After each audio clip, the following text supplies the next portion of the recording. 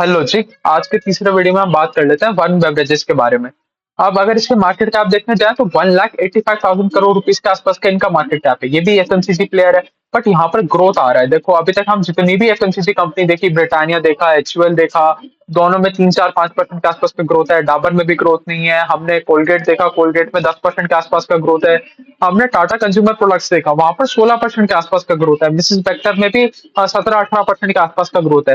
But यहाँ पर उन सबसे ज्यादा ग्रोथ रेट देखने को मिलेगा, तो इस कंपनी को पढ़ना थोड़ा सा जरूरी बन जाता है, क्योंकि हाई ग्रोइंग कंपनी है। जो भी कंपनी हाई ग्रोथ करती है ना, वो हमारे लिए पैसा बना के देगी, क्योंकि हम एक शेयर होल्डर है। तो अगर हमारा अर्निंग्स पर शेयर बढ़ेगा, ईपीएस कंपनी का बढ़ेगा, तो हमें पैसा बना के देगी। तो यहाँ पर जब आप वॉल्यूम ग्रोथ लेके आते हो, रेवेन्यू ग्रोथ लेके आते हो, पैट ग्रोथ लेके आते हो, तब तो आपका ईपीएस बढ़ेगा, क्योंकि ईपीएस का फॉर्मूला क्या है भाई? जो जो भी आपने प्रॉफिट किया divide by number of shares. तो जितना ज्यादा प्रॉफिट करोगे उतना ज्यादा ईपीएस बनेगा, उतना शेयर होल्डर का फायदा होगा। तो इस कंपनी को पढ़ लेते हैं।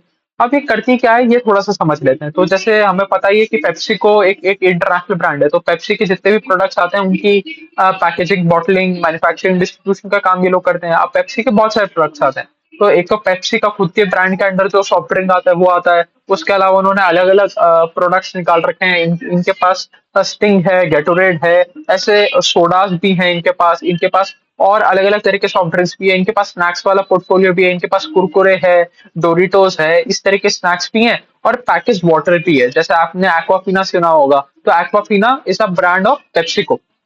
तो उसका भी ये लोग काम करते हैं।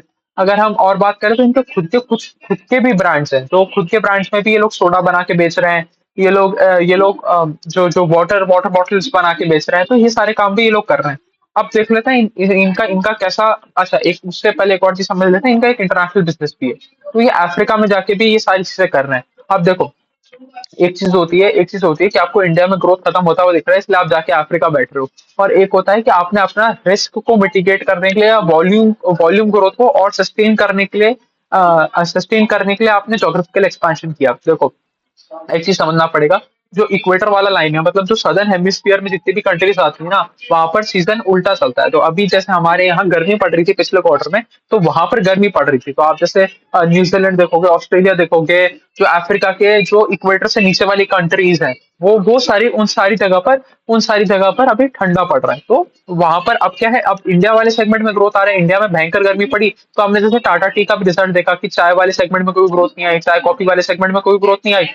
बट वहीं वहीं अगर हम देखें, जो कोल्ड ड्रिंक्स वाला सेगमेंट है, वरुण बेवरेजेस की बहुत अच्छी ग्रोथ आई। वरुण बेवरेज ने छप्पड़ फाड़ के वॉल्यूम ग्रोथ दिखाया, पार्ट ग्रोथ दिखाया, रेवेन्यू ग्रोथ दिखाया, सब कुछ बहुत बढ़िया था। और अगर और अगर जब इंडिया में सर्दी वाला सीजन आएगा, तब सर्दी वाले सीजन में सॉफ्ट ड्रिंक्स की कंजम्पशन कम हो जाएगा। बट उस टाइम जो सदर्न सदर्न पार्ट है, वहां पर गर्मी का सीजन आ जाएगा, तो इनको वहां पर से वॉल्यूम ग्रोथ देखने को मिल जाएगा। तो ये वाला जो जोग्राफिकल डाइवर्सिफिकेशन है, बहुत बेहतरीन है कि इससे आप वॉल्यूम सस्टेन करने में आपको मदद मिल रही है। एक और चीज देखेंगे, इसमें आपको Q2 का रिजल्ट देखने को मिलेगा। जैसे इंडियन फाइनेंशियल ईयर चालू होता है 1 अप्रैल से, खत्म होता है 31 मार्च में। बट अब ये इंटरनेशनल कंपनी है, तो ये साल के एंड से ही चलता है। मतलब 1 जनवरी से ये अपना पहला क्वार्टर स्टार्ट करते हैं और 31 दिसंबर को साल एंड कर देते हैं। तो इसलिए हमें यहाँ पर Q2 का रिजल्ट देखने को मिलेगा, तो इसमें कंफ्यूज नहीं होना है। अब आ जाते हैं बात पे कि क्या रहा हमारा ग्रोथ। अच्छा, उससे पहले एक और चीज सुन लो। एक एक छोटा सा नंबर है कि 10 कंट्रीज के आसपास डिस्ट्रीब्यूशन अपना नेटवर्क बिठा रखा है। ये 10 कंट्रीज में ही अपना प्रोडक्ट्स डिस्ट्रीब्यूट करते हैं।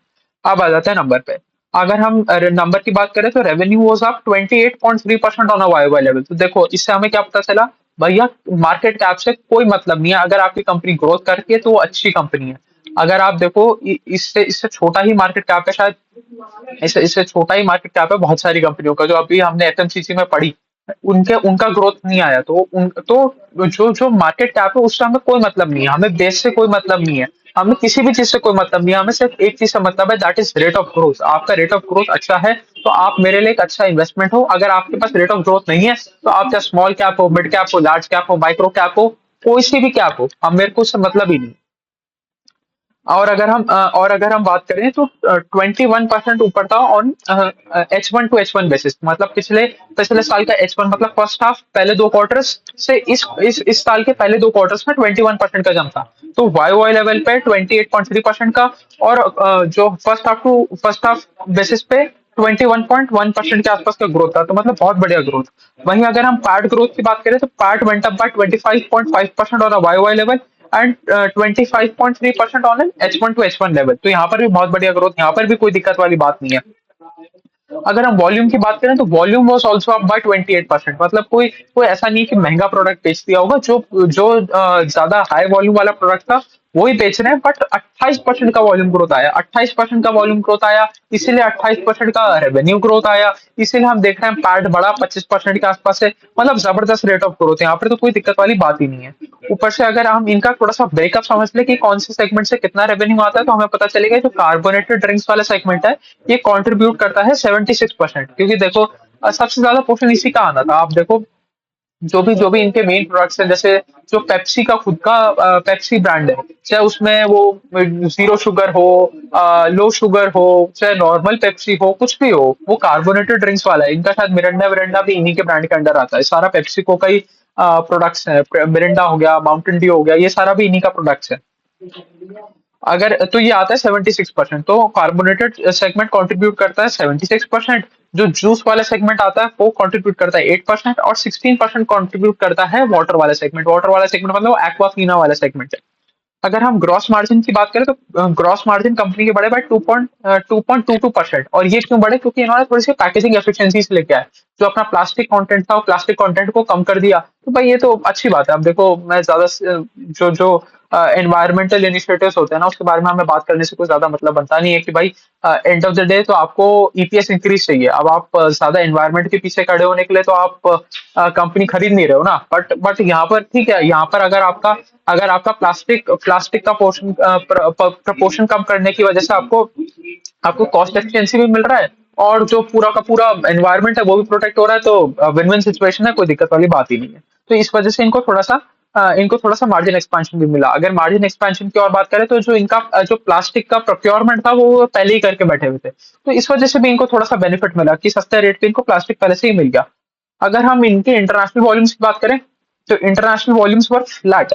अब फ्लैट क्यों है? क्योंकि जैसा हमने समझा कि Q1 में जब यहाँ पर गर्मी थी तब सदर्न हेमिस्फीयर में ठंडी चल रही थी, तो ठंडी के सीजन में ठंडा ड्रिंक कौन पिएगा? ठंडी के सीजन में आप जाके पेप्सी थोड़ी पियोगे, या मतलब पेप्सी पियोगे बट उतनी उतनी क्वांटिटी में जाके नहीं पियोगे ना। गर्मी में तो आपको रिलीफ चाहिए कि भाई कुछ कुछ भी ठंडा पिला दो, बट सर्दी वाले सीजन में उतना उतना ज्यादा होता नहीं है। तो वहां पर सर्दी थी इस टाइम पे, इसकी वजह से वहां पर रेवेन्यू ग्रोथ देखने को नहीं मिला, वॉल्यूम ग्रोथ भी नहीं देखने को मिला, रेवेन्यू ग्रोथ भी नहीं देखने को मिला, वहां पर सब कुछ फ्लैट रहा। अब वहीं जब यहाँ पर सर्दी आएगी वहां पर गर्मी आएगी, तो वहां से हमें वॉल्यूम ग्रोथ मिल जाएगा। यहाँ पर हो सकता है वॉल्यूम फ्लैट रहे, वैसे ग्रो ही करेगा, बट जो जो गर्मी में जिस रेट पे ग्रो किया उससे कम रेट पे ग्रो करेगा। अब देखो अब इन्होंने क्या किया था, ये एक एक प्रोडक्ट बना रहे हैं और उसको पूरा का पूरा ब्रांड बना के ले जाते हैं। अभी तक आप जो देख रहे थे इनके पिछले 3-4 क्वार्टर 5 क्वार्टर की आप देखोगे, तो जो भी रेवेन्यू ग्रोथ आई, इन्होंने अपना नया ब्रांड लॉन्च किया था स्टिंग। ये 2-3 साल पहले की बात है।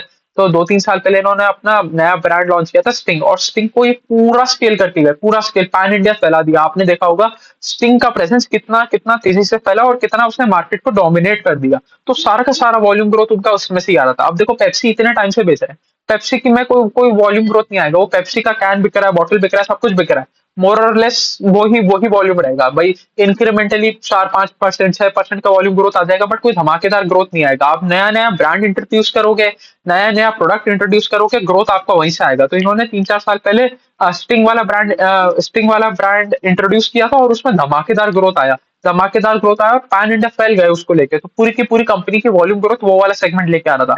अब यही काम वो करना चाह रहे हैं अपने गेटोरेड वाले सेगमेंट के साथ। गेटोरेड आपने देखा होगा, आपने एड्स भी देखे होंगे, अभी वर्ल्ड कप के टाइम पे भी बहुत चले थे गेटोरेड वाले एड्स। तो ये क्या है, थोड़ा सा स्पोर्टी ड्रिंक की तरह इसको मार्केट कर रहे हैं कि भाई जो भी स्पोर्ट्स पर्सनालिटीज हैं उनसे एंडोर्समेंट करा रहे हैं। आपने देखा होगा हार्दिक पांड्या ने इसका एंडोर्समेंट किया था अ, अपना गेटोरेड का। तो ये इस ड्रिंक को पैन इंडिया फैलाना चाह रहे हैं, सेम एज जो इन्होंने स्टिंग के साथ किया। तो next leg of volume growth इनको यहाँ से आता हुआ दिख रहा है।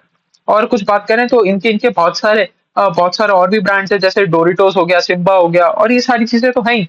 इनका जो खुद की प्रोडक्ट लाइन है वो अभी कुछ बहुत ज्यादा कंट्रीब्यूशन कर नहीं रही है। बट वो बात वही है कि ये सारा का सारा खेल डिस्ट्रीब्यूशन का है। आप जितने नए नए ब्रांड्स लॉन्च करते जाओगे, जितने प्रोडक्ट को आपका एक्सेप्टेंस मिलता जाएगा मार्केट में, जितने प्रोडक्ट आपके ज्यादा फैल पाएंगे, मार्केट शेयर कैप्चर कर पाएंगे, वॉल्यूम लेके आ पाएंगे, उतना आपके लिए बेहतर है।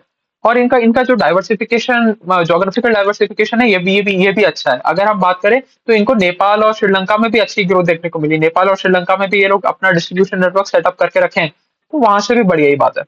तो चलिए इसके लिए तय रखते हैं। वरुण बेवरेजेस की कहानी भी पढ़ ली। ये मतलब अभी तक हमने जितनी भी एफएमसीजी कंपनी पढ़ी है, सबसे फास्टेस्ट ग्रोइंग एफएमसीजी कंपनी है। अभी तक हम जितना भी पढ़ रहे थे एफएमसीजी कंपनी के बारे में, सब 3 4 5% 6% का ग्रोथ दिखा के खुश हो रहे थे। एक एक टाटा कंज्यूमर प्रोडक्ट ऐसा था जिसने 16% के आसपास का ग्रोथ दिखाया, बट उसने एक्विजिशन करके ग्रोथ दिखाया था। उसका 6% के आसपास का ग्रोथ आया था एक्विजिशन से, ऑर्गेनिकली तो वो भी 10% के आसपास भी ग्रो किया था।